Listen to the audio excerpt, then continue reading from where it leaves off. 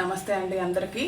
మన health food భాగంగా ఈరోజు నేను చాలా మంచి హెల్తీ డిష్ చేసి చూపిస్తున్నాను.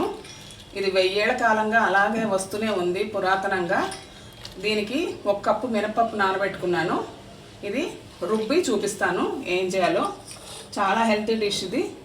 చాలా బలం కూడా, నడుములకు బలాన్ని ఇస్తుంది. ఇది రుబ్బి పెట్టుకొని నేను చూపిస్తాను.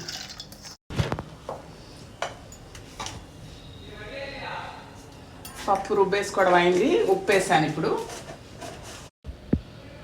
కొంచెం జీలకర్ర, కొంచెం మిరియాలు వేసుకుందాం టేస్ట్ కోసం. మిరియాలు వేయకపోయినా పర్వాలేదు, కానీ మిరియాలు వేస్తే ఎక్స్ట్రా టేస్ట్ వస్తుంది. అది తిని చూస్తే తప్ప తెలియదు ఆ రుచి. దీన్ని బాగా మిక్స్ చేసుకుందాము. ఇది ఈ కన్సిస్టెన్సీలో ఉండాలి, మరి నీళ్ళగా ఉండకూడదు. ఇడ్లీ పిండి ఎలా ఉంటుందో అలా ఉండాలి. ఇది వెరీ హై ప్రోటీన్. ఇది చాలా చాలా రిచ్ ప్రోటీను.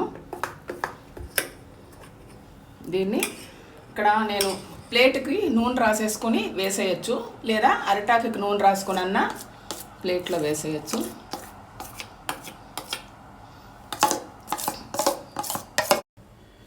దీన్ని నేను ఇప్పుడు 20 నిమిషాల పాటు స్టీమ్ చేసుకుంటాను. ఫ్రిడ్జ్లో ఉన్న పిండి అయితే 20 నిమిషాలు, బయట ఉన్న పిండి అయితే 10 నిమిషాలతో సరిపోతుంది. ఉడికిపోయింది. ఒక టూత్ పిక్ గుచ్చి చూస్తే అంటుకోకుండా వస్తుంది. ఒక కత్తి ఏదన్నా గుచ్చి చూడండి, అంటుకోకుండా వస్తే ఉడికినట్టే. లేకపోతే మళ్ళీ ఇంకొక 5 నిమిషాలు పెట్టుకోండి. ఇది రెడీ అయిపోయింది. చాలా టేస్టీగా ఉండే డిష్. ఒక్క నిమిషం నేను తీసి చూపిస్తాను. దీని మీద పొడి చల్లుకుందాము. చట్నీతో కూడా బాగుంటుంది. కొంచెం నువ్వుల నూనె స్ప్రింకిల్ చేస్తున్నాను.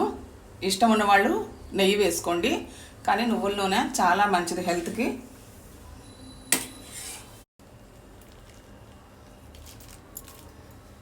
ఇలాగా పొడి చిలకరించుకొని జల్లేసుకొని తింటే సూపర్గా ఉంటుంది.